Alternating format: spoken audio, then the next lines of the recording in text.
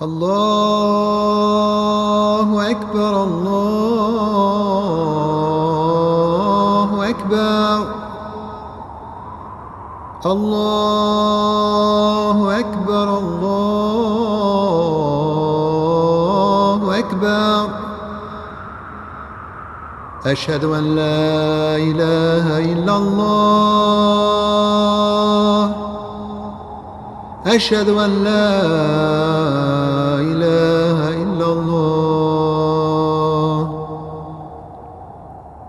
أشهد أن محمد رسول الله. بسم الله الرحمن الرحيم. السلام عليكم ورحمة الله وبركاته. الحمد لله أصبحنا على فطرة الإسلام وعلى كلمة الإخلاص وعلى دين نبينا محمد صلى الله عليه وسلم وعلى ملة أبينا إبراهيم وما كان من المشركين رضينا بالله ربا بالإسلام دينا وبمحمد النبي ورسولا وبعد. Ibu-ibu dan bapak sekalian, sebentar lagi kita masuk pada keynote speaker Ustaz Muzayyin Abdul Wahab MA, mati dalam perspektif akidah. Tema ini menyiratkan bahwa kematian itu memang harus disambut dengan akidah, tidak dengan perasaan. Salah satu buku-buku rujukan tazkiyah nufus menyebut bahwa mengapa mati? Karena mati itu selalu akan menarik karena dia tidak tebang pilih.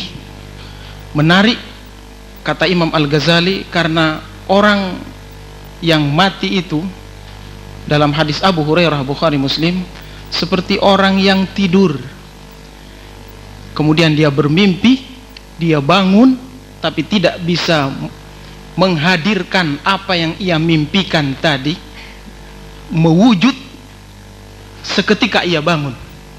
Dan karena itu Nabi menyebut orang mati diikuti oleh 3, 2 kembali dan hanya 1 yang tinggal. 2 yang kembali inilah yang nanti dijelaskan oleh Ustaz Muzayyin, yang kita urus setiap hari. Harta kita urus sampai tidak tersisa waktu untuknya, padahal yang diberikan oleh harta itu cuma 12 meter kain kafan. Kita urus pula keluarga, siang malam panas dingin kita, tapi dia hanya bisa mengantarkan kita dari sejak kita dirawat sampai mayat itu masuk kepada liang lahat, bismillah ala millati rasulillah, hanya sampai itu. Sedangkan amal yang menemani kita tidak kita urus dan hanya sisa waktu saja.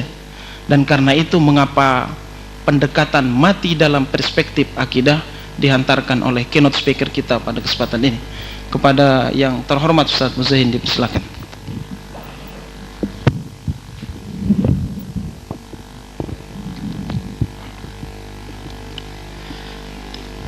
Bismillahirrahmanirrahim. Assalamualaikum warahmatullahi wabarakatuh.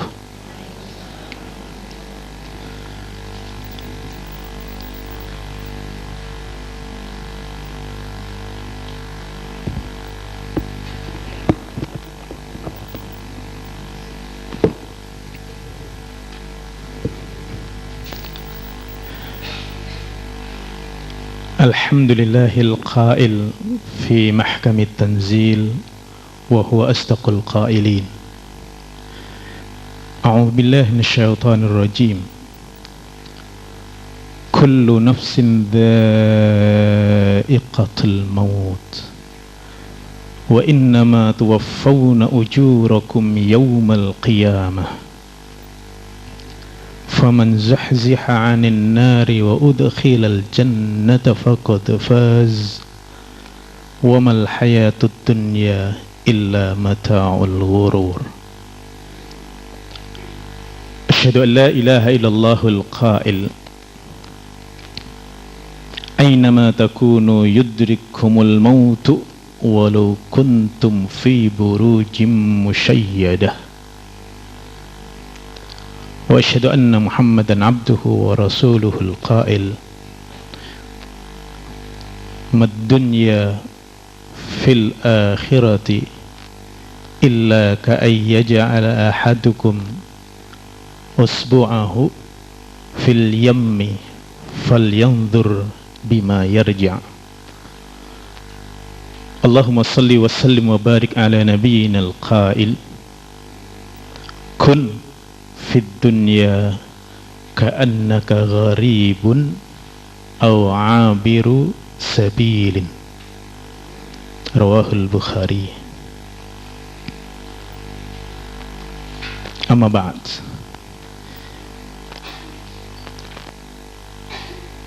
Bapak, Ibu, ikhwan, akhwat, saudara-saudariku yang dimuliakan Allah.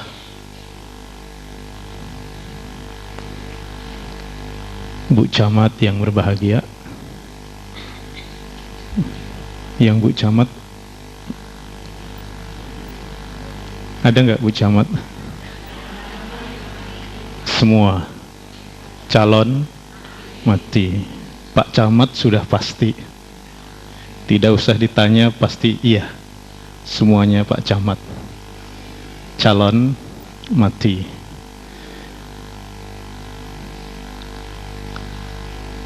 Pagi ini kita berbicara tentang mati dalam perspektif akidah.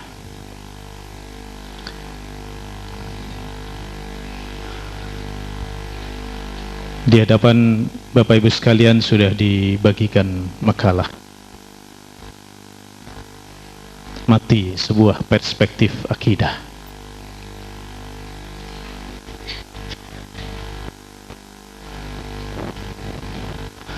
Alhamdulillah, saya merasa bersyukur bahwa semuanya sangat sadar bahwa kita semuanya bakal mati.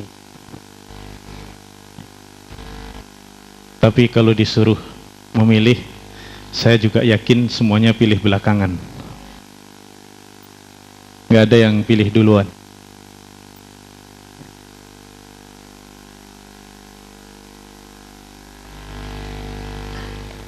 Mencermati kitab suci Al-Quran, kitab kita semuanya, sangat menarik ketika berbicara tentang mati. Kata mati di dalam Al-Quranul Karim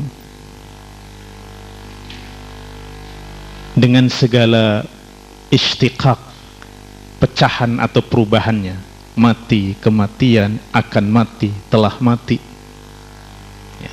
mata yamutu mautan,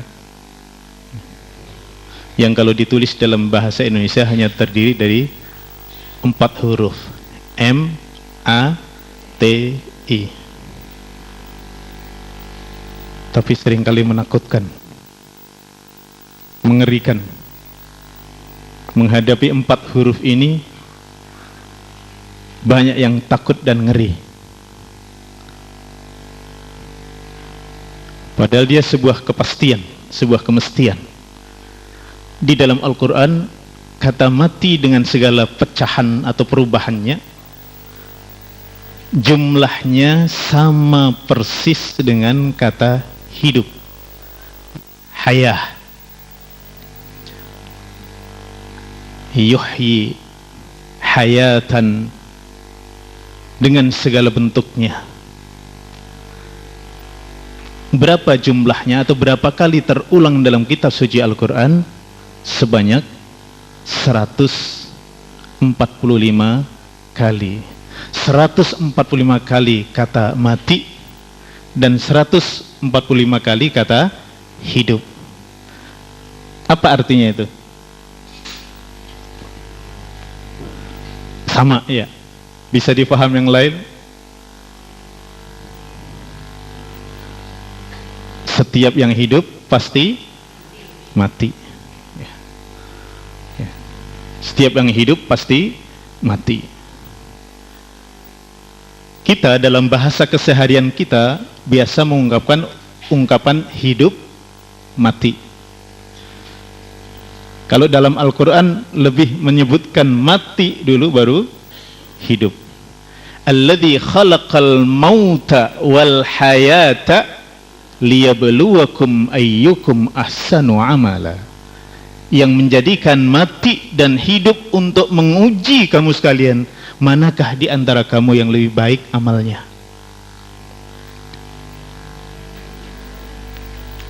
Di dalam surat 2 surat Al-Baqarah ayat 28 Allah berfirman, "Kaifa takfuruna wa kuntum amwata fa ahyaakum thumma yumitukum thumma yuhyikum thumma ilaihi turja'un." Bagaimana kamu sekalian bisa kufur kepada Allah, ingkar kepada Allah, durhaka kepada Allah, tidak mau berbakti kepada Allah, tidak taat kepada Allah, wa kuntum amwata, sedangkan kamu itu tadinya mati. Fa ahyaakum, lantas ia hidupkan kamu, thumma yumitukum, kemudian Allah matikan kamu, thumma yuhyikum, kemudian ia hidupkan kamu lagi. Thumma ilaihi turja'un, kemudian kepadanya lah kamu sekalian bakal dikembalikan. Jadi berapa kali hidup, Pak? Berapa kali hidup? 2 ya, 2. Cuma ironisnya kita ini sering kali mengatakan hidup cuma sekali ini. Akhirnya karena kita mengatakan hidup hanya sekali, maka kemudian semuanya ingin kita capai di hidup yang sekali itu. Seluruhnya kita ingin nikmati di hidup yang hanya sekali itu. Padahal tidak. Ada hidup sesudah mati. Dan nanti akan menjadi satu kajian tersendiri. Bagaimana hidup sesudah mati itu? Yang sesungguhnya hidup sesudah mati, itulah yang sebenar-benar hidup. Wa inna daral akhirati lahiyal hayawan. Dan sesungguhnya kampung akhirat itulah yang sebenar-benar kehidupan.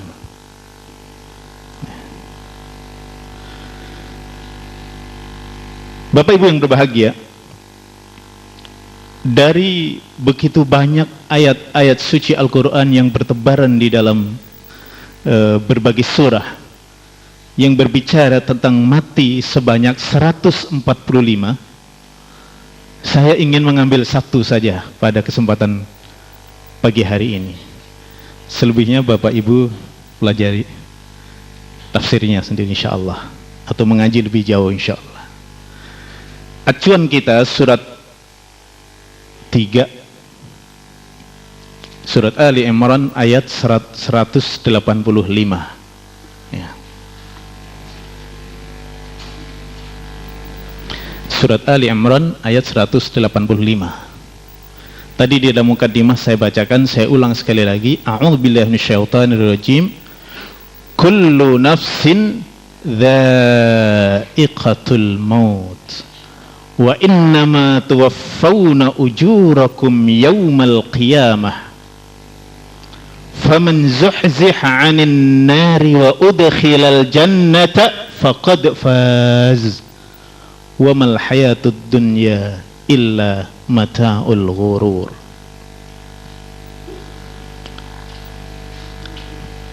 Permulaan ayat ini banyak di antara kita yang hafal.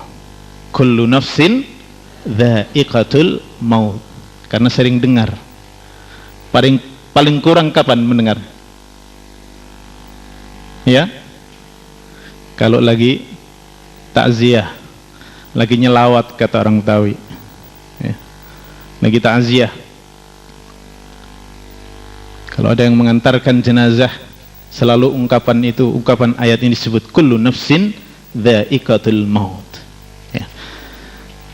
Ayat yang pendek ini mari kita coba fahami, karena dari sana tersirat pandangan-pandangan akidah yang harus dimiliki oleh setiap mukmin ya, berkaitan dengan mati ini.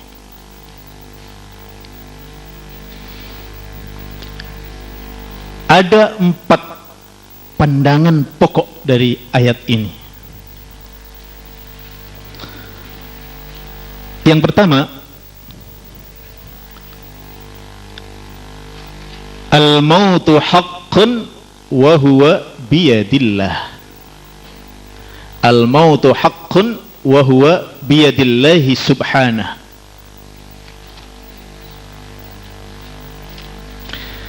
Mati itu hak. Apa hak? Benar. Maksudnya pasti. Mati itu sebuah kepastian, dan dia di tangan Allah subhanahu wa ta'ala. Tadi ketika menyebutkan jumlah kata mati dan kata hidup yang sama 145, itu sudah memberikan makna, memberikan arti kepada kita setiap yang hidup pasti mati. Pokok pandangan ini ditarik dari potongan ayat yang pertama, kullu nafsin dha'iqatul maut.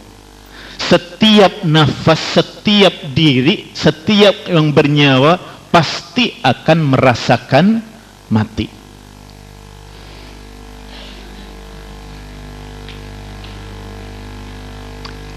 Kapan datangnya kematian? Rasulullah mengisyaratkan umat Nabi Muhammad ini antara 60 sampai 70 tahun. Ya, tentunya ada juga yang lebih, karena memang mati bukan di tangan Rasulullah sallallahu alaihi wasallam, tapi di tangan Allah. Ada yang sudah lebih dari 70 tahun hari ini? Barangkali boleh angkat tangan yang lebih 70. Ya, ada satu.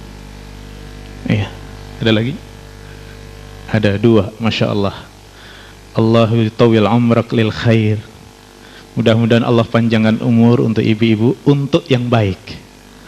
Amin. Ya.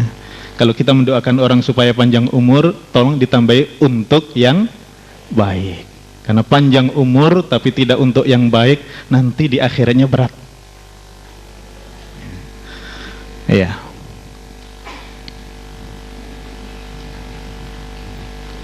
Kalau umur Rasulullah 63 tahun. Kalau yang umur 60 kira-kira berapa banyak nih? Angkat tangan deh. Yang umur 60. Ya. Banyak. Ya, mudah-mudahan merasakan 3 tahun lagi, Pak. Ya, 3 tahun lagi, Pak. Ya. Jadi kullu nafsin dha'iqatul maut. Setiap nafas pasti akan mengalami mati. Bapak Ibu pernah ke kuburan, ke pemakaman? Bapak-bapak terutama. Pernah ya? Sering. Apa yang bapak-bapak saksikan kuburan-kuburan itu? Fenomena kuburan yang bapak-bapak saksikan apa? Nisan. Apalagi?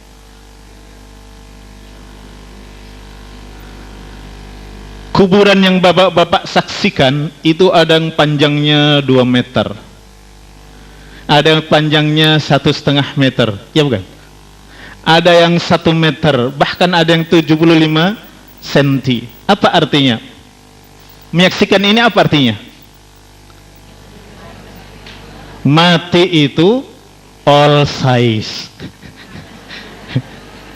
Ibarat baju all size untuk segala ukuran, segala umur. Nenek-nenek, kakek-kakek mati pantas, bayi mati pantas. Anak muda baru nikah, edaran apa undangan sudah diedarkan keburu mati, pantas nggak? Pantas. Tidak ada yang tidak pantas menghadapi kematian. Kullu nafsin dha'iqatul maut.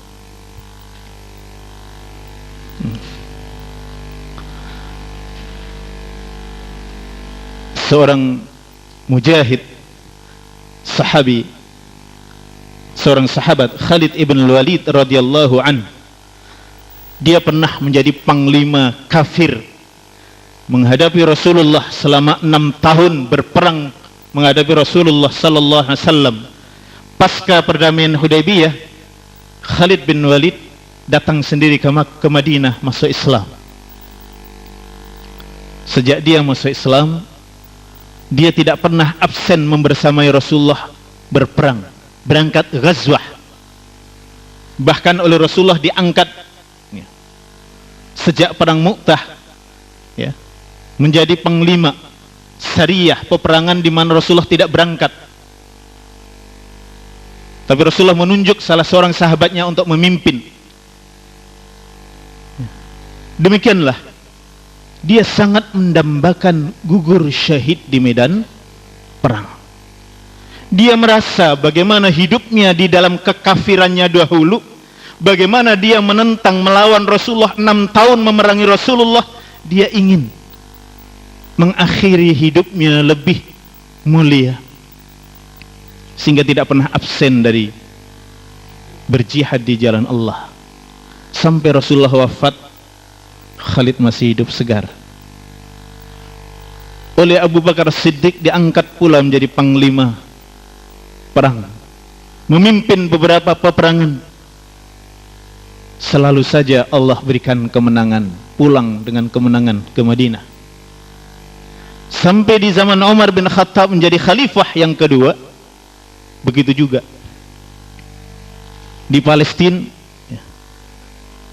Tadinya di Irak diperbantukan, ya, dikirim surat supaya bergabung ke pasukan, ya, ke Yarmuk, masuk di Palestina, memimpin peperangan. Dan di tengah dia sedang memimpin peperangan ini, Khalifah Umar bin Khattab berpikir, kalau setiap peperangan yang dipimpin Khalid bin Walid Allah berikan kemenangan, pasukan Islam kembali dengan kemenangan, jangan-jangan umat kemudian berpandangan bahwa kemenangan berada di tangan Khalid bin Walid, padahal kemenangan itu di tangan Allah. Wa man nasru illa min indillahil azizil hakim. Tidak ada kemenangan yang sesungguhnya kecuali di tangan Allah Al-Aziz Al-Hakim. Maka oleh khalifah diturunkanlah jabatannya, dipecat dari panglima, digantikan oleh yang lainnya. Ketika satu babak peperangan selesai, dia bacakan surat pemecatan itu, diserahkan tongkat komando kepada panglima yang baru, sementara Khalid bin Walid meneruskan ikut berperang menjadi prajurit biasa.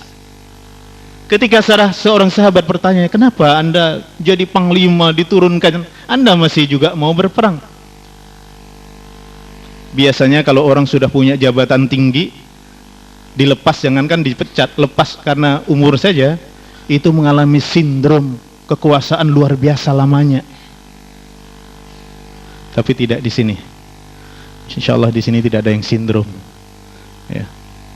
Tapi Khalid ibn Walid terus melanjutkan sebagai prajurit biasa. Ketika ditanya apa jawabnya? Saya berperang bukan karena Umar. Saya berjuang bukan karena Umar. Insya Allah saya berjuang karena Allah, dan kalau bisa mendapatkan kesempatan gugur syahid di jalan Allah. Itu pun juga belum mati syahid di lapangan perang. Ketika Khalid bin Walid menghadapi saat-saat kematian di tempat tidurnya, dia mengatakan, ha anadha amutu ala firashi. Rupanya saya harus menghadapi saat-saat kematian saya di tempat tidur. Al mautu haqqun wa huwa biyadillah. Di tangan Allah.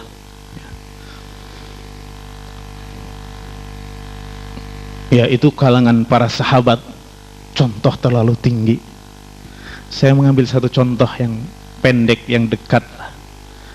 Seorang mujahid, seorang aktivis dakwah, di penjara di zaman Orde Baru. Orde Baru belum lama kan? Ya.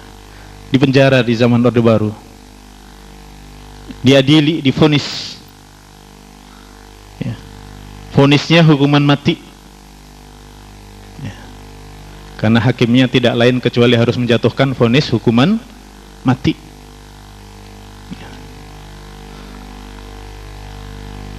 Karena sudah divonis, Satu kali dibawa ke satu tempat, eksekusi, hukuman mati akan dilaksanakan. Regu tembak sudah siap. Tiba-tiba nggak jadi. Ya, nggak jadi. Berarti masih hidup. Ya. Lain waktu begitu lagi, dibawa untuk dilaksanakan eksekusi, ditunda lagi, masih hidup. Lain waktu dibawa lagi, subhanallah, ditunda lagi. 3 kali rencana eksekusi, hukuman mati akan dilaksanakan, semuanya tidak jadi. Sampai orde baru jatuh, Pak Harto lengser, diganti Pak Habibie. Di zaman Pak Habibie, ya, ini aktivis diberi gerasi keluar dari penjara dan sampai sekarang masih segar bugar berdakwah, berjuang menegakkan agama Allah ini. Hukuman mati sudah jatuh, eksekusi sudah direncanakan 3 kali lagi, tapi belum juga. Kenapa? Ajal belum sampai. Masya Allah.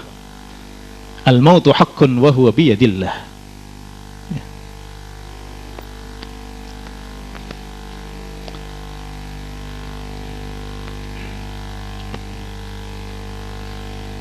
Banyak di antara saudara-saudara merasa berbahagia, bergembira ketika ada seorang ustaz yang beberapa kali diancam dengan hukuman mati, tapi juga tidak vonis hukuman mati, dan bahkan kemudian keluar dari penjara. Menjelang keluar dari penjara, banyak yang datang mau menjemput.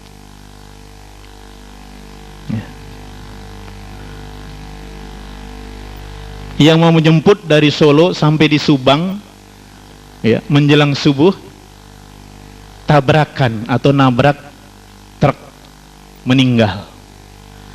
Yang diancam berulang kali dihukum mati, masih hidup di penjara, bahkan keluar. Yang hidup di alam bebas mau menjemput, saking gembiranya mati duluan. Kok tidak ditundakan barang 6 jam biar sempat salaman sama ustadznya? Kenapa? Ajal sudah sampai. Ya. Maka seorang penyair mengatakan, ta'addadatil asbabu wal mautu wahidu, faman lam yamut bisayfi mata bighairihi. Ta'addadatil asbabu wal mautu wahidu. Bermacam-macam sebab, tapi kematian itu sendiri satu, artinya pasti. Wa man lam yamut bisayfi mata bighairihi. Barang siapa yang tidak mati dengan pedang, dia juga akan tetap mati dengan sebab-sebab yang lain. Biasanya syair ini digunakan, ya, untuk memberikan dorongan semangat untuk berjuang menegakkan agama Allah, ya, untuk tidak takut menghadapi kematian karena berjuang menegakkan agama Allah.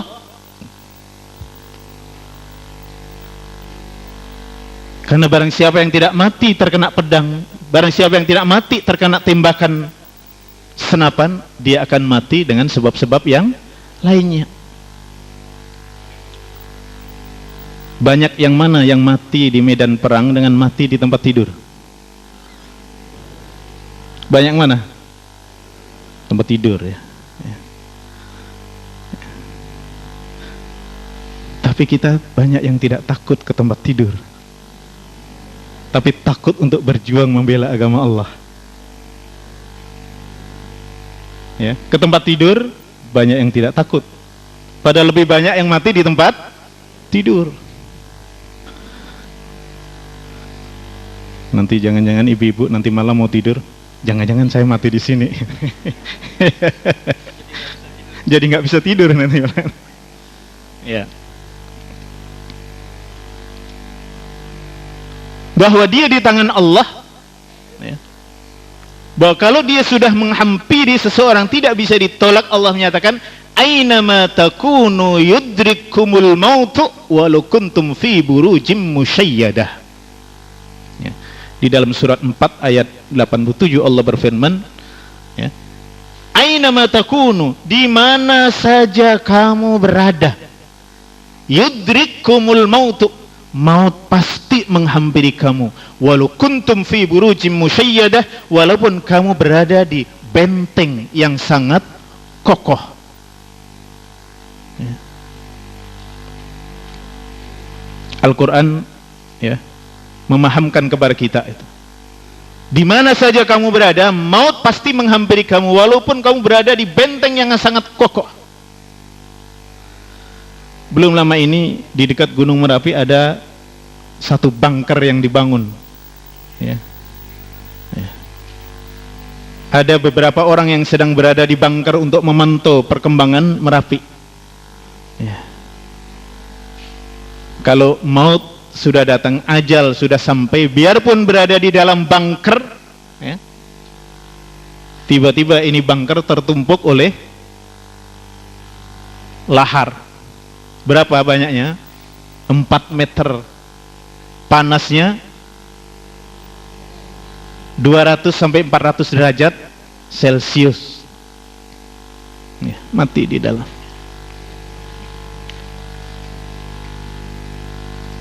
Di dalam persembunyian yang senjata paling canggih sekalipun tidak bisa tembus ke dalam, maut pasti akan menembusnya.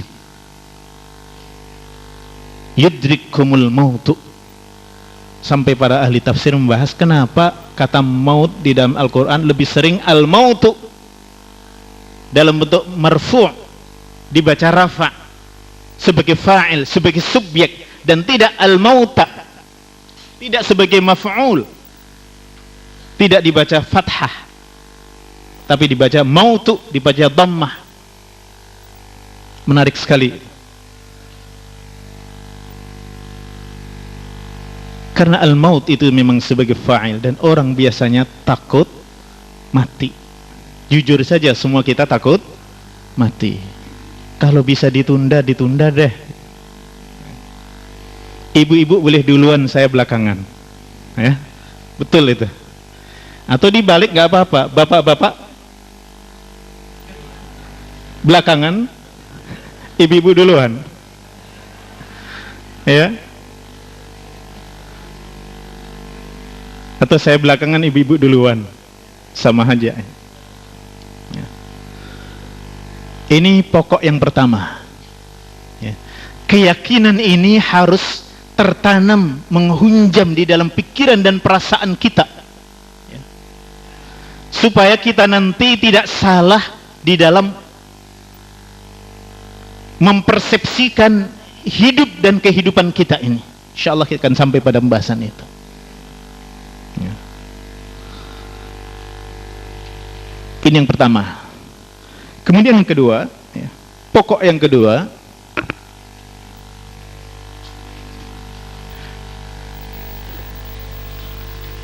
hakikatul fawz huwal fawz bil jannah. Hakikatul jaza huwal jaza fil akhirah. Maaf, poin kedua. Hakikatul jaza huwal jaza fil akhirah. Hakikat sebenarnya balasan. Balasan berarti balasan dari perbuatan kita, baik maupun buruk. Hakikat sebenarnya balasan Allah adalah balasan nanti di hari akhir.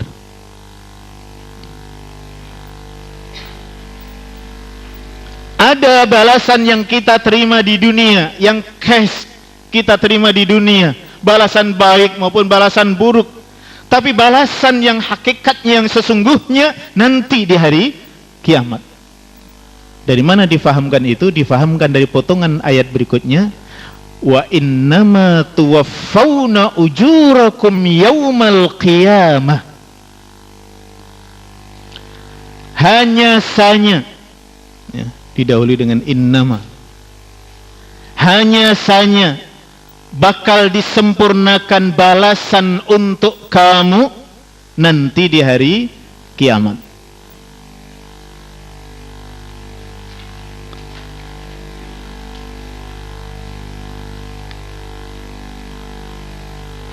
Pokok yang kedua ini patut menjadi renungan kita semuanya, terutama yang sering kali mengatakan hidup hanya sekali.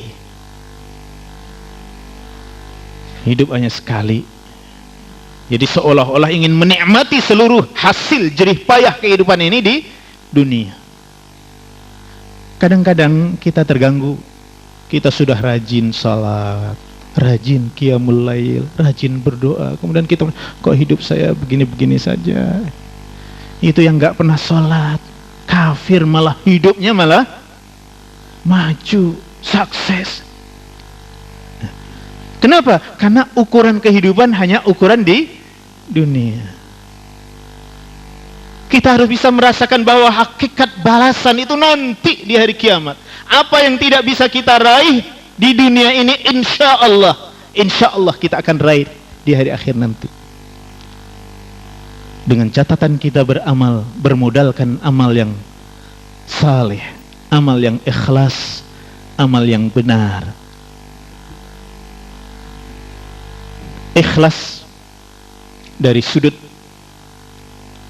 hati kita, benar dari sudut amalan yang kita lakukan, mengikuti contoh pelajaran yang diberikan oleh Rasulullah sallallahu alaihi wasallam.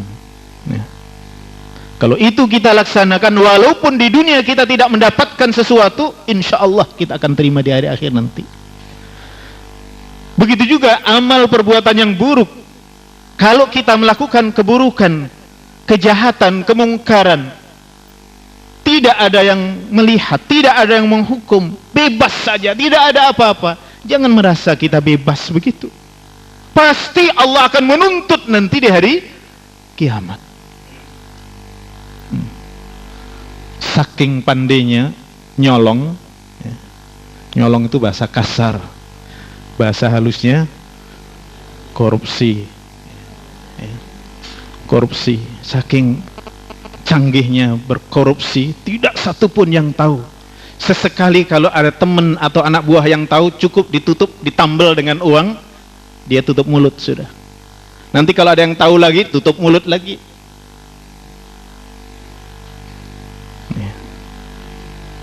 Bahkan bisa-bisa jaksa ditutup mulut, hakim ditutup mulut, pengacara ditutup mulutnya. Tapi Allah tidak bisa ditipu. Pasti nanti akan dituntut di hadapan Allah, di mana tidak ada seorang pun yang akan membela kita. Sampai dikatakan di dalam ayat suci Al-Quran, yauma yafirrul mar'u min akhihi wa ummihi wa abihi wa sahibatihi wa banihi likulli imri'in yauma idzin sya'nu yughni. Di dalam surat Abbasa Allah berfirman demikian. Yauma yafirrul mar'u min akhihi, satu hari di mana seseorang lari, lepas diri dari siapa? Min akhihi, dari saudaranya. Wa ummihi wa abih, dari ibunya, dari bapaknya. Wa sahibatihi wa banih, dari istrinya, kalau istri berarti dari suaminya, wa banih, dan dari anak-anaknya. Kita ini di dunia sesibuk-sibuk kita tidak sampai lupa istri, lupa anak. Kadang-kadang dari tempat kerja kita telepon anak kita. Betul nggak? Ya. Tapi ada satu hari di mana kita akan lari lepas dari semuanya itu. Itulah yaumul qiyamah. Kenapa? Likulli imri'in yauma idzin sya'nu yughni. Bagi setiap orang di hari itu ada sesuatu yang menyibukkan dirinya. Semua orang sibuk dengan urusan dirinya. Apa yang menyibukkan diri kita? Pertanggungjawaban amal di hadapan Allah. Jangankan mempertanggungjawabkan orang lain, mempertanggungjawabkan diri belum tentu beres. Makanya Al-Quran wanti-wanti mengingatkan kepada kita, ya ayyuhalladzina amanu taqullaha wal tanzur nafsum ma qaddamat lighad wattaqullah innallaha ghafirum bima ta'malun. Wahai orang yang beriman, takutlah kepada Allah, bertakwalah kamu kepada Allah. Dan hendaklah setiap diri mempersiapkan apa? Bekal yang akan dibawa untuk hari esok yang pasti datangnya. Hari esok di sini bukan hanya hari Senin karena hari ini Ahad. Ya, bukan hanya hari Senin, hari Selasa, esok lusa. Hari esok yang pasti akan datangnya adalah yaumul qiyamah. Wal tanzur nafsum ma qaddamat lighad wattaqullah, dan bertakwalah kamu kepada Allah. Sekali lagi, innallaha khabirum bima ta'malun, Allah Maha mengawasi dengan apa yang kamu sekalian kerjakan. Kalau ibu lacak-lacak di dalam Al-Qur'an yang 30 juz ini, dalam satu ayat yang terulang sampai 2 kali ittaqullah, ya hanya dalam ayat itu. Ittaqullah 2 kali. Nah, apa rahasianya? Ada apa di balik itu? Mudah-mudahan menjadi kajian tafsir yang lebih jauh bagi ibu bapak sekalian. Ini pokok yang kedua. Kemudian pokok yang ketiga, hakikatul fauz huwal fauz bil jannah. Hakikatul fauz huwal fauz bil jannah.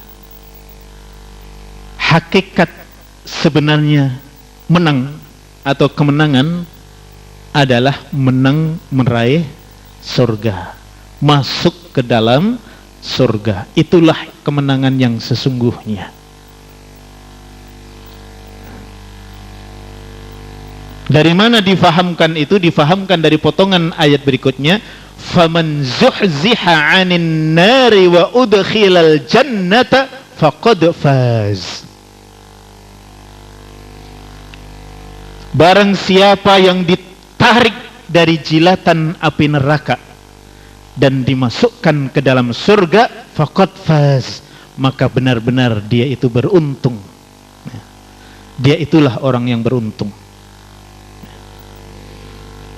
Di sini Al-Quran menggunakan ungkapan zuhziha, ditarik, diselamatkan dari api neraka. Faman zuhziha 'anil nar, karena api neraka itu, api itu ibarat sesuatu yang bernyawa, yang bergerak, melahap kemana saja, melahap apa saja yang dekat.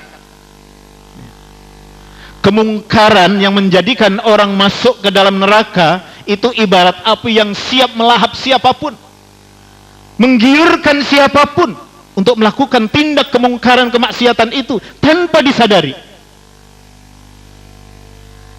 Begitu sampai Allah menggunakan kata faman zuhziha 'anil nar. Sebaliknya wa udkhilal jannah, dan dimasukkan ke dalam surga, faqad faz, maka dia adalah benar-benar beruntung.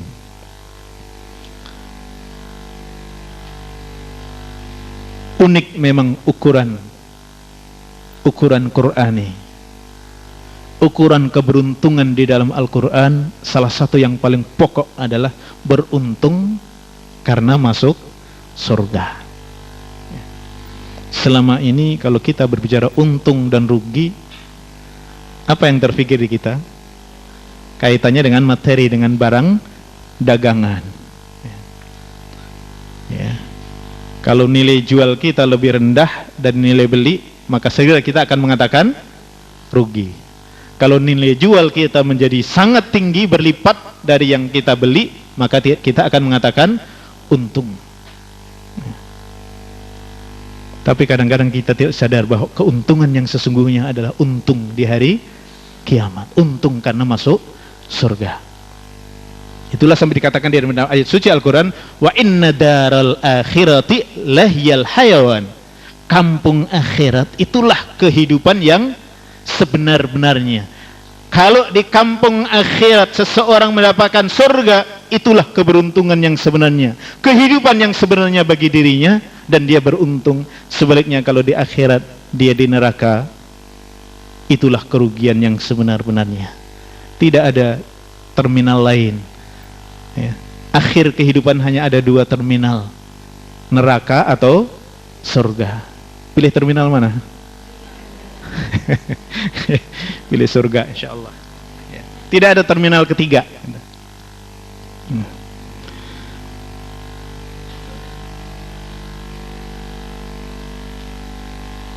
Dan tidak ada orang yang masuk surga kemudian pengen keluar. Kalau yang masuk neraka pengen keluar, banyak.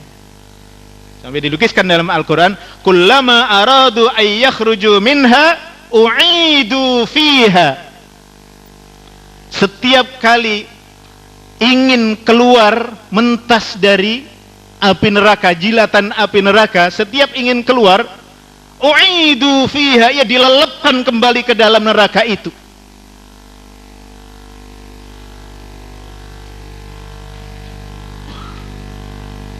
Faqalu dhuqul 'adzaba bima kuntum ta'malun. Rasakan azab atas apa yang dulu ketika di dunia kamu sekalian kerjakan. Rasakan azab yang ketika di dunia kamu sekalian tidak pernah percaya bahwa itu akan ada nanti. Tapi yang masuk surga tidak pernah ada yang pengen keluar. Walaupun surganya kelas rendah, itu pun tidak ada yang mau keluar. Apalagi yang surganya kelas tinggi, ya. Yang dikatakan kelas tinggi itu kata Allah, ya, wa may yuti'illaha war-rasula fa ulaika ma'al ladzina an'ama Allahu 'alaihim minan nabiyyin was-siddiqin wasyuhada was-salihin wa hasuna ulaika rafiqa. Barang siapa yang benar-benar taat kepada Allah dan Rasulnya, maka mereka akan mendapatkan kenikmatan yang tertinggi bersama para nabi, para siddiqin, para syuhada, para salihin. Alangkah nikmatnya berkawan, bersahabat dengan mereka semuanya, ya. Itu yang ketiga. Kemudian yang terakhir, yang keempat, ya.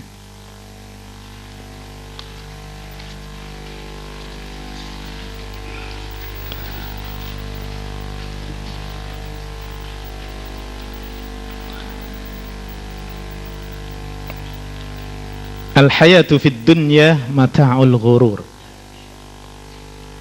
Al-hayatu fid dunya mata'ul ghurur. Kehidupan dunia hanyalah kesenangan yang menipu, yang sementara, yang semu, dan ungkapan-ungkapan yang semisal, ya. Kehidupan di dunia adalah kehidupan yang sementara, ya. Tadi sudah dilukiskan oleh Ustaz Syuhada ketika mengantarkan kehidupan dunia ini sangat pendek, dan yang pendek ini sangat semu. Kenikmatan dunia adalah kenikmatan yang sementara. Begitupun siksa dunia adalah siksa yang sementara. Wa mal hayatud dunya illa mata'ul ghurur. Ini mengajarkan kepada kita untuk benar persepsi kita terhadap dunia dengan segala isinya.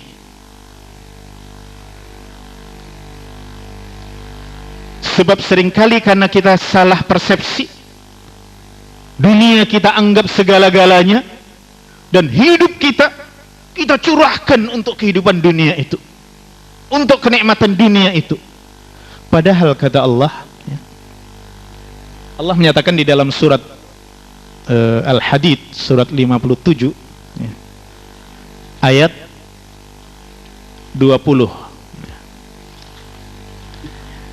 I'lamu annamal hayatud dunya la'ib wa lahu wa zinah wa tafakhurum bainakum wa takathurum fil amwali wal anfusi wal aulad, ya.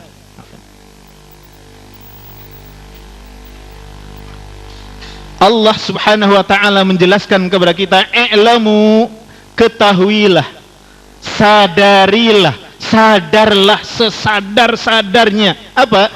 Annamal hayatud dunya, bahwa kehidupan dunia itu apa? Yang pertama, la'ibun. Apa la'ibun? Permainan. Dunia ini adalah sebuah permainan. Bapak-bapak ada yang senang nonton sepak bola dunia? Piala dunia? Jangan-jangan sampai subuh nanti tadi masih ada yang nonton. Ya. senikmat-nikmatnya nonton sepak bola, berapa lama sekali main? 2 kali 45 menit. Paling kalau bedu, kalau draw ada perpanjangan 30 menit, selesai. Walaupun kita masih ingin melihat bagaimana seorang bintang memainkan bola, selesai. Itulah la'ib. Senikmat-nikmat ibu-ibu nonton sinetron India, berapa lama satu sinetron? Ya, satu seri berapa lama? Ya, setengah jam atau 1 jam. Ya, kawan saya mengatakan saya menjadi orang sufi katanya. Apa sufi? Suka film India katanya. Ya. Ya. Dunia ini adalah permainan. Dunia ini panggung sandiwara. Kata siapa? Ahmad Albar. Ya. Kata Ahmad Albar, dunia ini panggung. Saya katakan itu kata Taufik Ismail. Taufik Ismail, seorang penyair Muslim, putra Buya Abdul Ghaffar Ismail, menulis puisi yang sangat indah, judulnya Dunia Ini Panggung Sandiwara. Digubah puisi ini sesudah membaca ayat ini. Tertarik Ahmad Albar, dia nyanyikan, maka orang mengetahui dunia ini panggung sandiwara. Kata siapa? Ahmad Albar. Ya, ya, ya, sebabul wurudnya begitu. Ya, Pak Taufik Ismail 2 minggu yang lalu barusan ceramah di sini. Ya, dan baca puisi sekaligus. Karena beliau sebagai salah seorang pembina, badan pembina Dewan Dakwah Islam Indonesia. Annamal hayatud dunya la'ibun. Yang kedua, kata Al-Quran, walahun. Apa lahu? Sesuatu yang melalaikan, melengahkan, membuat orang gampang lupa. Maksudnya lupa terhadap sesuatu yang lebih utama, lebih inti, terhadap perjalanan yang lebih jauh. Seringkali godaan dunia menjadikan kita lupa. Ya. Maaf kalau saya mengambil contoh, ya, ibu-ibu, ya, atau bapak-bapak yang punya anak, punya cucu, ya, anaknya pengen ikut pergi, bergelayutan di gendongan, 1/4 jam tidak mau turun dari gendongan karena mau ikut. Asal dilepas nangis, dilepas makin nangis, makin menjerit, 1/2 jam menangis karena mau ikut. Kemudian bapaknya itu, ibunya mengambil dari kantong, ada uang 1.000, kasihkan. Itu di tempatnya abang-abang sebelah ada yang jual ciki atau apa ya, 1 bungkus ciki, harganya 1.000. Begitu pegang uang 1.000, si anak langsung melorot dari gendongan, lari ke warung. Sementara anaknya lari, bapaknya berangkat ke kerja. Ini si anak lupa, dia itu menangis 1/2 jam tidak berhenti karena mau ikut, gara-gara 1.000, gara-gara sebungkus ciki. Ibu, dunia ini tidak lebih dari sebungkus ciki yang seringkali menjadi kita lupa. Alhamdulillah. Betapa sering kita terlupakan oleh dunia, sampai lupa salat kita, ya, lupa zakat kita, lupa haji kita, lupa melakukan ketaatan-ketaatan kepada Allah karena tersibukkan, karena dilalaikan oleh dunia. Masih juga belum faham, Allah melanjutkan, wazinatun. Annamal hayatud dunya la'ibu wa lahu wa zinah. Apa zinah? Perhiasan. Bukan zina, ya. Kalau zina, ya perbuatan zina. Kalau zinatun, perhiasan. Apa perhiasan? Perhiasan, aksesoris yang kita pakai, ya, sehingga ada nilai tambah pada diri kita, ya. Ini kacamata saya pakai selain untuk baca, juga untuk aksesoris. ada tambah, ya tambah kacamata itu. Ya. Ibu-ibu pakai gelang, pakai kalung, ya. Pakai gelang, pakai kalung. Ya. Selain juga untuk simpenan, dia juga ada nilai tambah. Ya. Sampai-sampai sebentar-sebentar tidak gatal pun tangannya garuk-garuk ke atas supaya apa? Gelangnya kelihatan. Ya, maaf. Begitulah, ya. Zina. Begitu kalung, ya. Sampai ada yang enggan memakai jilbab supaya kalungnya kelihatan. Oh, kalau pakai jilbab, kalung mahal-mahal nggak kelihatan. Padahal kalau ditanya kalung berlian itu mahal mana, kalungnya sama lehernya? Jujur saja, mahal mana? Yang benar, Bu. Berlian nih. Tetap mahal lehernya. Ya, bukan mahal kalung. Perhiasan suatu saat bisa lepas dari kita, bisa karena kita sudah bosan kita tinggal, kita buang, kita berikan kepada orang, bisa juga dijamret orang, ya. Lepas dari kita.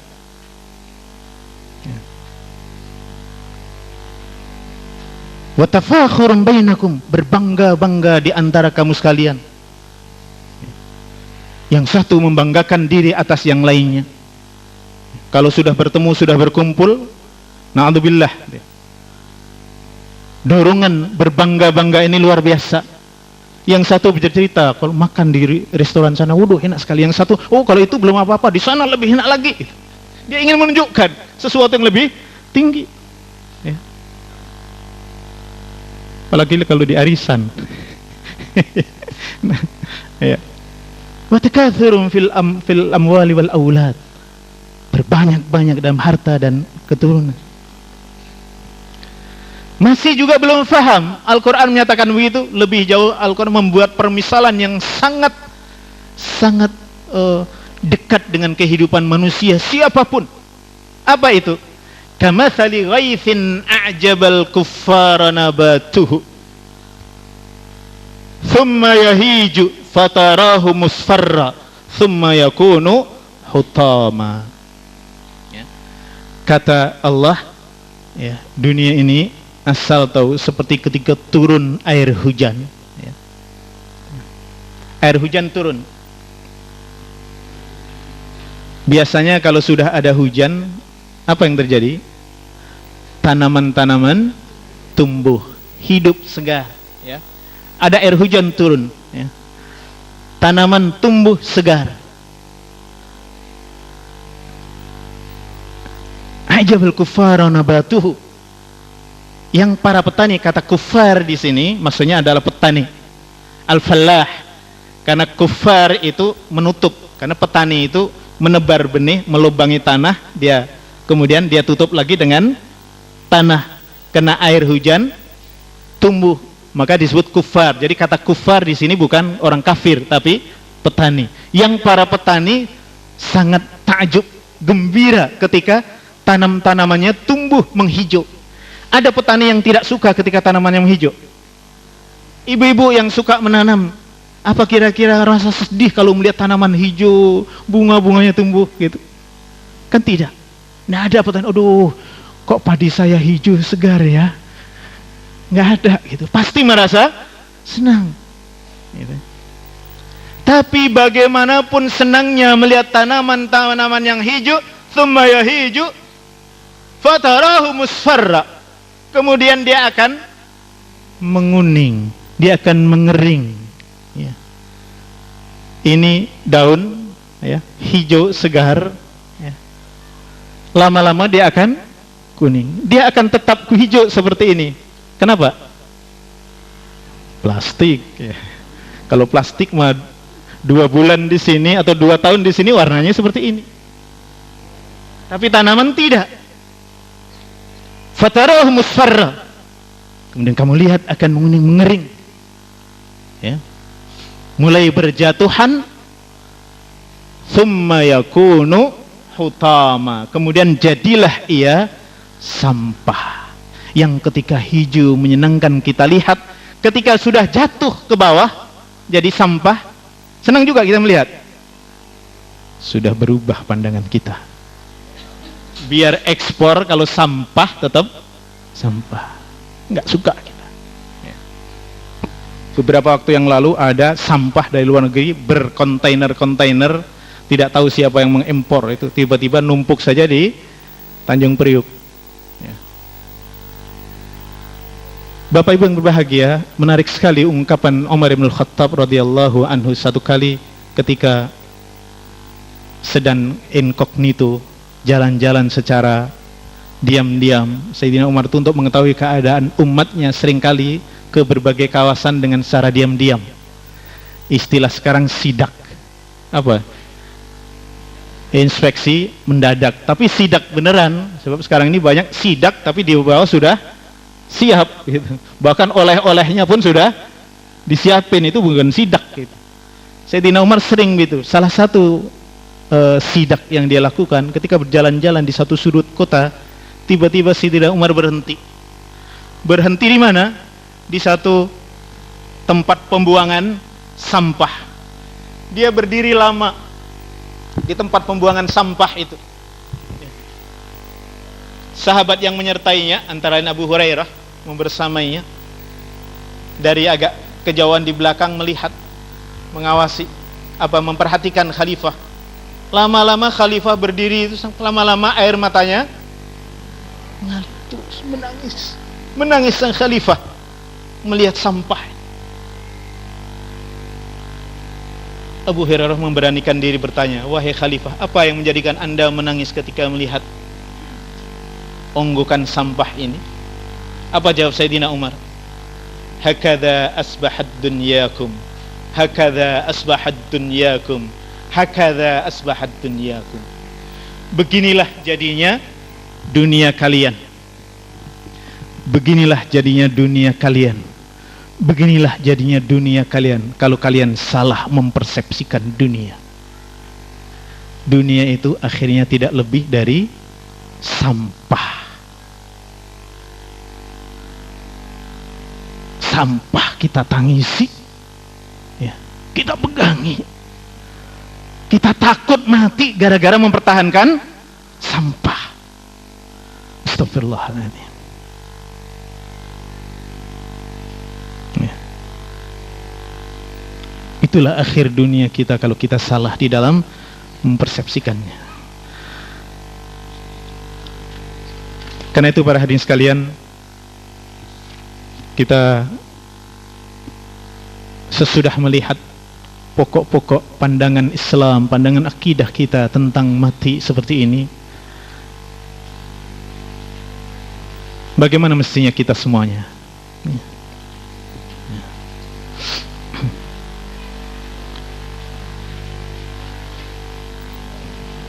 Apa yang harus kita lakukan? Yang pertama, lakukan muhasabah, mawas diri secara terus menerus. Muhasabah tidak usah menunggu malam Jumat. Muhasabah tidak usah menunggu bulan Ramadan. Iya kalau hidupnya sampai bulan Ramadan. Muhasabah tidak usah menunggu sampai umurnya mencapai tahun tertentu atau setahun umurnya. Ya. Lakukan terus menerus. Ya. Sebab Rasulullah itu pernah mengingatkan kepada seorang sahabat, Abu Ayyub Al-Ansari, satu waktu, salli salata muwaddi'in, salatlah kamu seperti salat orang yang akan berpisah, akan mati. Padahal interval waktu salat itu kan dekat sekali, paling jauhnya cuma antara subuh sampai zuhur, sekitar 7 jam. Maghrib asar sampai maghrib atau maghrib sampai isya dekat sekali. Salatlah kamu seakan-akan salat kamu yang kamu kerjakan ini salat yang terakhir kalinya, sesudah itu kamu tidak lagi sempat salat. Itu salah satu kiat untuk mencapai khusyuk di dalam salat. Begitu Rasulullah menasihati. Ya. Jadi kita harus melakukan introspeksi, mawas diri, muhasabah secara terus menerus. Ya. Dalam keseharian kita, apa kebaikan, keburukan yang kita kerjakan hari ini? Adakah kita bertaubat dari keburukan yang kita lakukan hari ini? Adakah kita sudah beristighfar kepada Allah?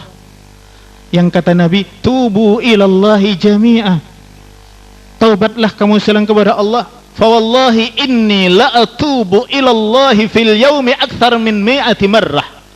Demi Allah, saya, kata Nabi, ini Nabi ini, saya bertaubat kepada Allah sehari semalam tidak kurang dari 100 kali.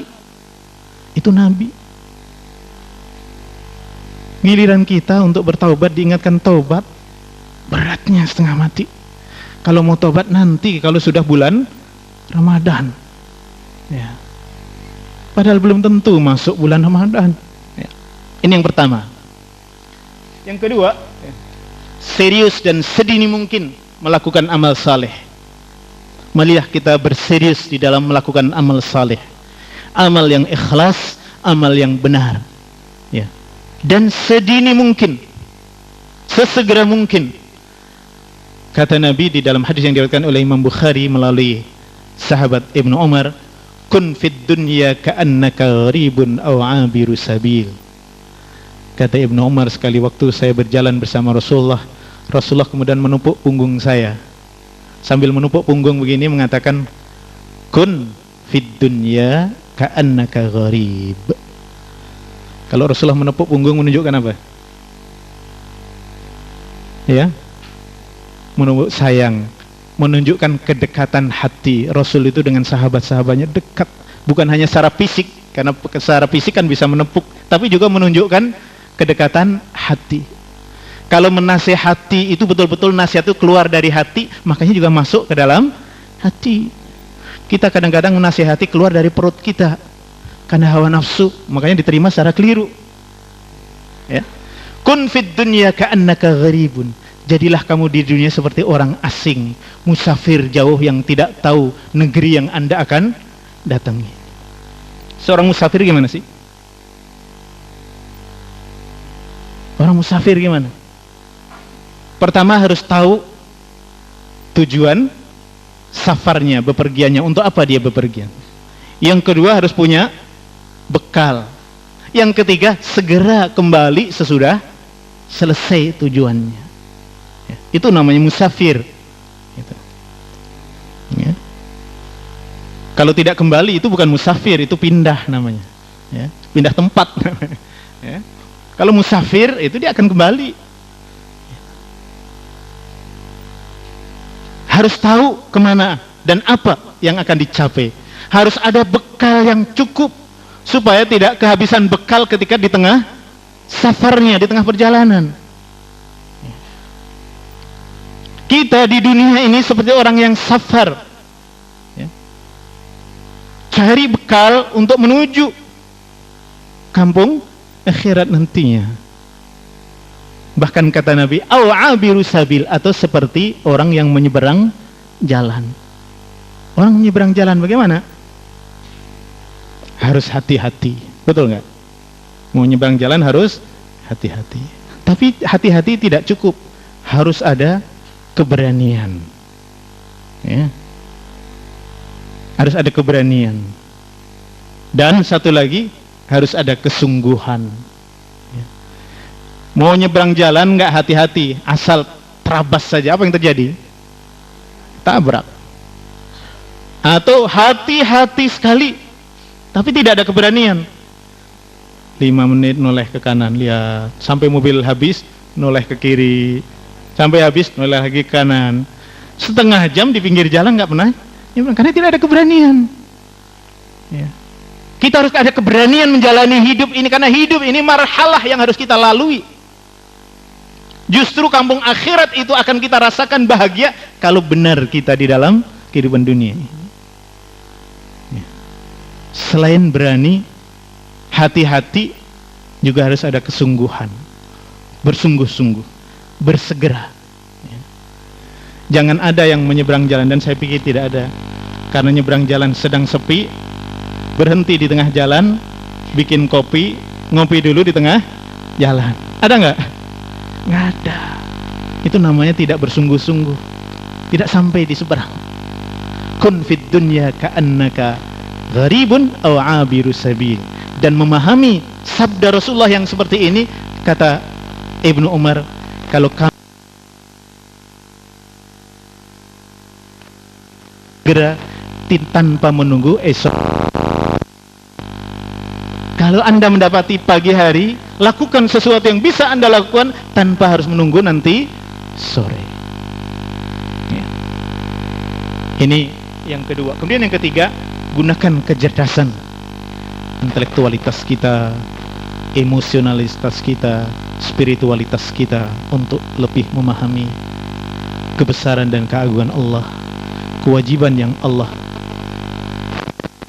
tunaikan, Allah tetapkan kepada kita, sampai kepada kita diingatkan, ya ayyuhalladzina amanu la tulhikum amwalukum wala auladukum an dzikrillah wa may yaf'al dzalika faulaika humul khasirun. Jangan harta dan anak-anak kamu melalaikan kamu dari zikrullah. Berkata Mujahid dan Qatadah, mufassir dari karangan tabi'in, zikrullah di sini yang dimaksudkan adalah kewajiban-kewajiban dan ketaatan-ketaatan kepada Allah Subhanahu wa ta'ala. Lakukan. Jangan terlenakan oleh harta dan keturunan sampai kita lupa, karena kalau sudah begitu kita akan jadi orang yang rugi. Wa anfiqu mimma razaqnakum min qabli ay ya'tiya ahadakumul mautu fayaqula rabbi laula akhartani ila ajalin qarib fa asaddaqa wa akum minas salihin. Belanjakan, infakkan sebagian harta kamu sebelum datang kematian, sebelum saat-saat menjelang kematian menghampiri kamu, lantas kamu baru berkata, duhai Tuhan, kenapa tidak engkau tundakan kematianku barang sesaat saja. Kata pepatah Melayu, sesal dahulu pendapatan, sesal kemudian tiada guna. Jangan sampai kita menyesal belakangan. Ya. Padahal Allah pun sudah mengatakan, wa anfiqu mimma razaqnakum, belanjakan sebahagian dari apa yang Allah rizkikan, kami rizkikan kepadamu. Kenapa? Allah Maha tahu bahwa kita ini cinta dunia. Jujur, semua kita cinta dunia. Ini Muzayyin, walaupun sakit mata, matanya merah itu sakit ya. Tapi kalau sudah lihat uang itu tiba-tiba hijau juga matanya. Hijau juga itu mata.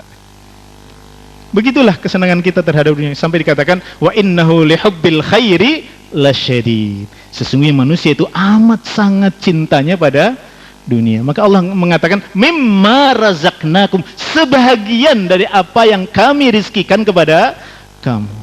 Enggak usah semua deh. Dan jangan kita tunda-tunda sampai saat kita tidak bisa melakukan sesuatu baru kita mengatakan, ya Allah tundakan kematian saya barang 1 bulan saja ya Allah gitu. Dalam 1 bulan ini saya fa'as-saddaqa, saya akan banyak bersedekah, wa akum minas salihin, dan aku akan menjadi orang yang saleh. Barangkali kalau kita di sini ditanya balik, lantas yang 60 tahun berlalu lu gunakan untuk apa? Yang 50 tahun berlalu digunakan untuk apa itu? Kok sesudah saat kematian datang minta ditunda biar sebentar. Walai yuakhirallahu nafsan idza jaa ajaluh. Sekali-kali Allah tidak akan menundakan satu nafas kalau sudah datang saat kematiannya. Wallahu khabirum bima ta'malun. Allah Maha tahu dengan apa yang kamu kerjakan.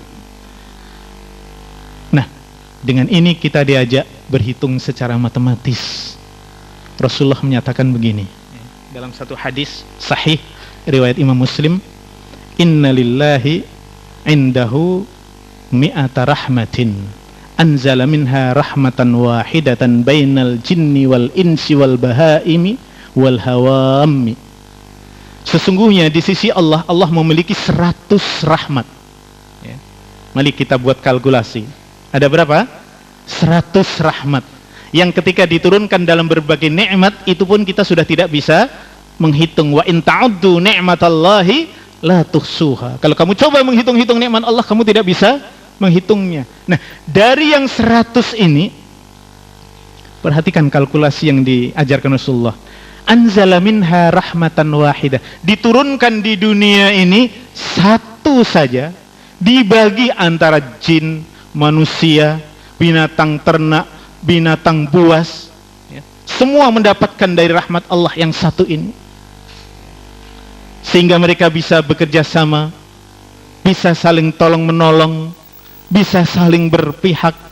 Hatta ta'tifal wahsyu ala waladiha, sampai binatang yang paling liar sekalipun jinak terhadap anaknya. Sebut apa yang paling liar? Hah?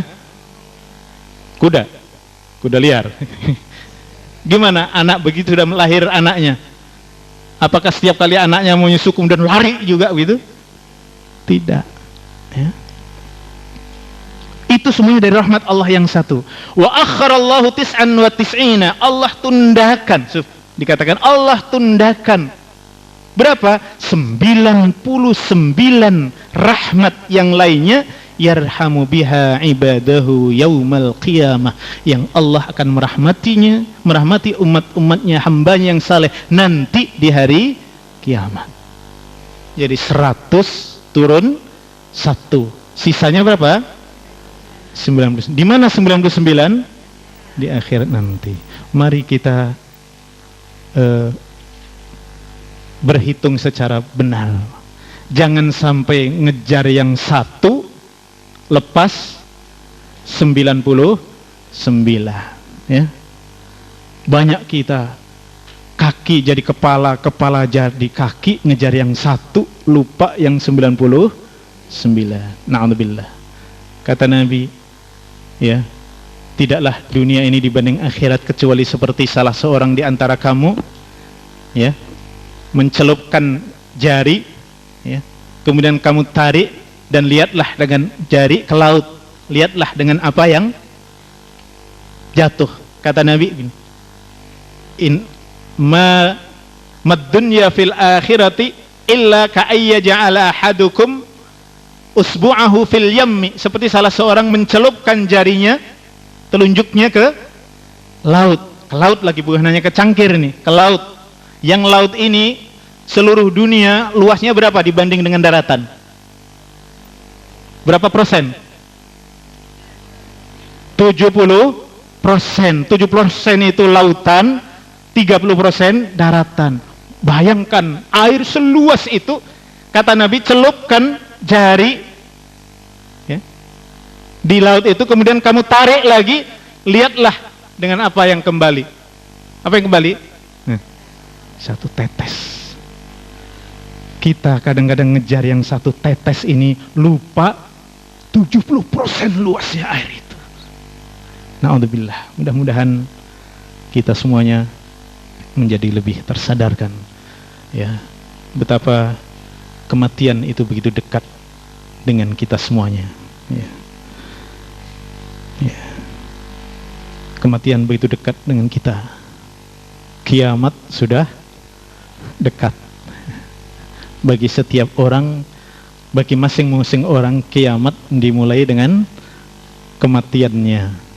Saat kematian bagi dirinya, itulah sudah tegak kiamatnya, karena sudah tidak lagi bisa beramal, ya. Semua tinggal perhitungan. Mari kita menggunakan semua yang diberikan Allah, yang masih diberikan Allah kepada kita, untuk mempersiapkan hidup kita sesudah mati nanti, ya.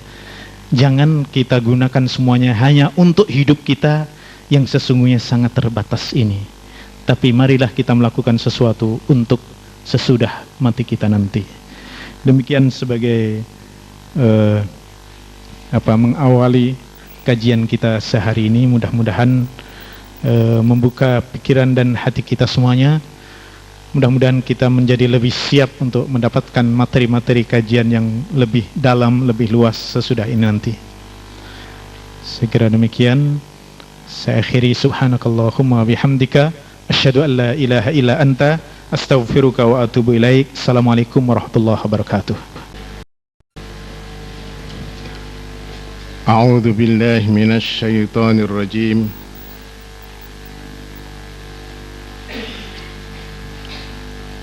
Bismillahirrahmanirrahim. Assalamualaikum warahmatullahi wabarakatuh.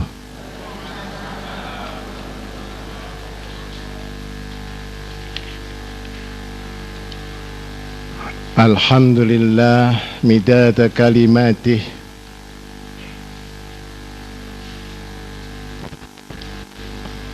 Alhamdulillah ridha nafsih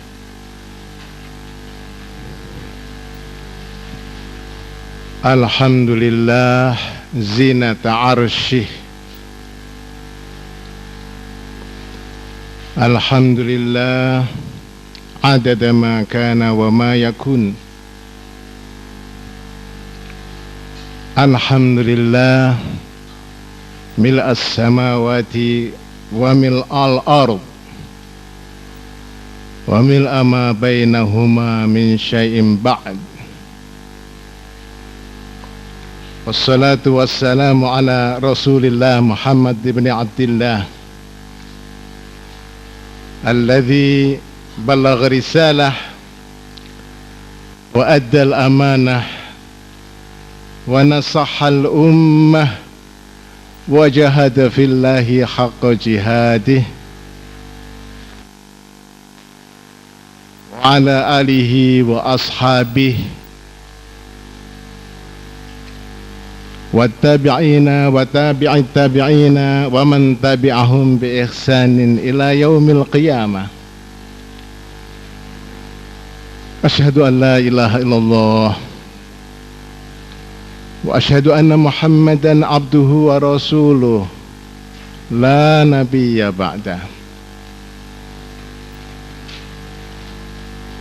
Qala Allah ta'ala fil Qur'anil Karim A'udzu billahi minasy syaithanir rajim. Kullu man 'alaiha fan wa yabqa wajhu rabbika dzul jalali wal ikram. Wa qala Rasulullah sallallahu alaihi wasallam ma ana wad dunya illa karakibin istadalla tahta syajarah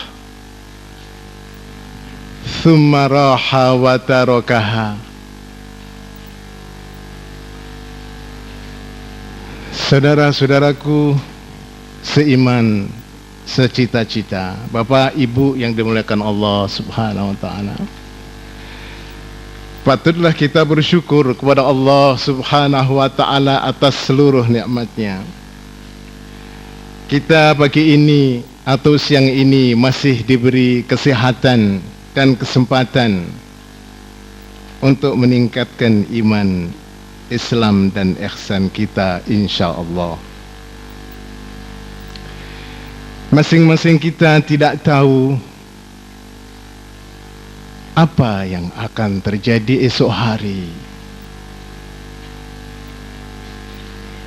Masing-masing kita tidak tahu di ranah mana, di tanah mana kita akan mati. Hanya Allah lah yang Maha tahu. Di tangannya seluruh rahasia. Sebelum kita membicarakan tentang materi, perkenankan saya menyampaikan dua pertanyaan besar yang boleh diajukan kepada diri kita masing-masing.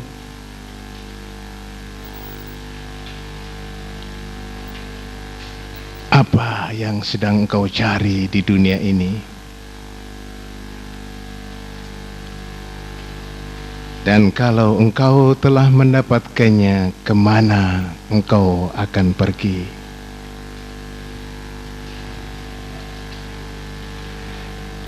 Kalau kita menjawab bahwa yang saya cari adalah harta semata-mata, perlu kita tahu bahwa Christina Onassis lebih kaya dari kita. Dia satu-satunya pewaris raja kapal. Pada waktu itu, ketika ayahnya meninggal, Onassis meninggalkan bermiliar-miliar US dollar.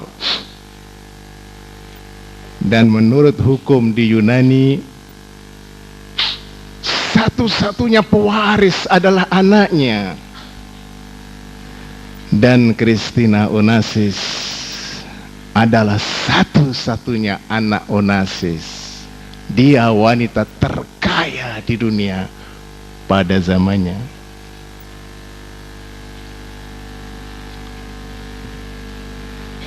Namun ia tidak lama menikmati kekayaan itu. Bahkan ia meninggal dalam keadaan tragis, terapung di kolam renang di komplek rumahnya. Polisi menduga ia bunuh diri. Dan polisi menemukan catatan kecil di kamarnya yang isinya katanya, "Aku sedang mencari kebahagiaan, namun sampai saat ini aku belum menemukannya."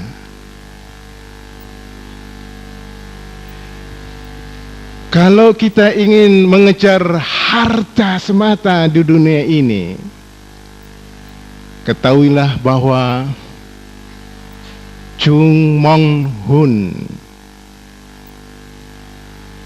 seorang pewaris kerajaan mobil terbesar di Korea, Hyundai, memiliki harta bermiliar US dollar. Pada suatu hari dia melemparkan dirinya dari kantor Hyundai di Seoul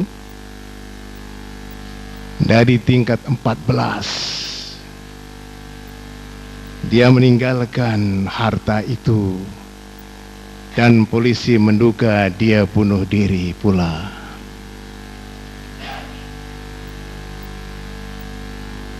Kalau kita semata mengejar harta di dunia ini, ketahuilah di sana bahwa masih ada orang yang lebih kaya dari kita.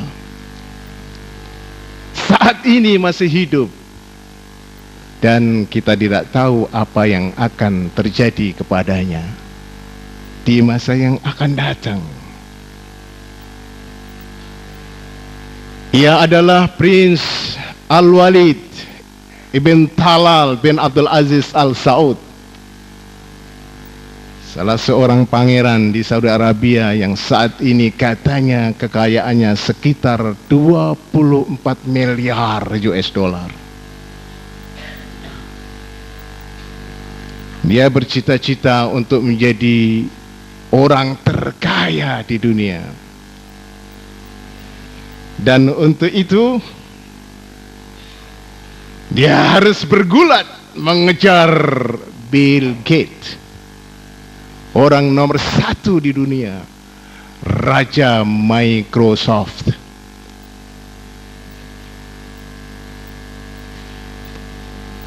Ternyata kalau kita melihat ada orang kaya di sana, ada yang lebih kaya lagi. Sedangkan Bill Gates sendiri rupanya ingin istirahat. Dia akan lepaskan jabatan-jabatannya di Microsoft. Dan katanya ingin bergulat dengan amal-amal sosial. Wallahu a'lam. Lantas, apa yang akan kita kejar? Dan setelah kita mengejar semuanya itu, kemana kita akan pergi? Kalau yang akan kita kejar kekuasaan, ketahuilah bahwa dahulu ada orang paling kuasa di dunia ini namanya Fir'aun. Ternyata dia mati dalam keadaan terapung pula di lautan merah dalam keadaan kafir. Naudzubillah min dzalik. Kalau yang akan kita kejar adalah seorang wanita yang cantik bagi yang pria, ketahuilah bahwa kecantikan itu hanya sesaat.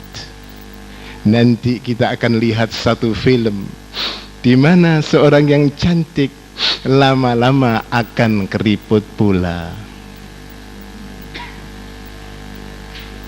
Demikian sebaliknya, kalau kita mengejar sesuatu yang ganteng, cakep, kalau yang mengejarnya wanita, nanti kita akan lihat di film, ternyata setelah ketampanan tampan itu ada juga bongkok-bongkok begitu.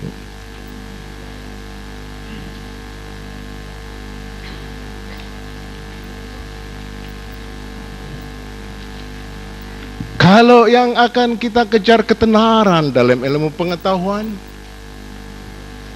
maka nanti akan kita lihat di dalam film, insya Allah, bahwa seseorang setelah pandai, kemudian Allah menakdirkan dia sakit, lupa pula tentang dirinya, makan pun harus dibantu oleh orang lain.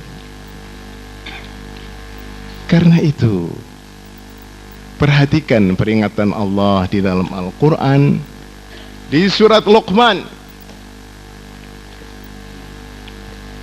ayat 33 dan 34.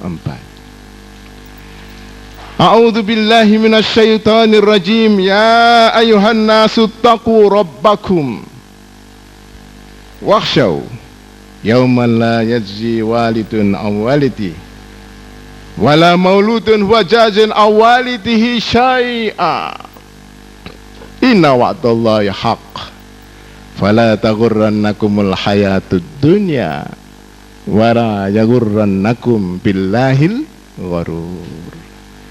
Innallaha 'indahu 'ilmus sa'ah wa yunazzilul ghaits wa ya'lamu ma fil arham wa ma tadri nafsun madza taksibu ghadan wa ma tadri nafsun bi ayyi ardin tamut.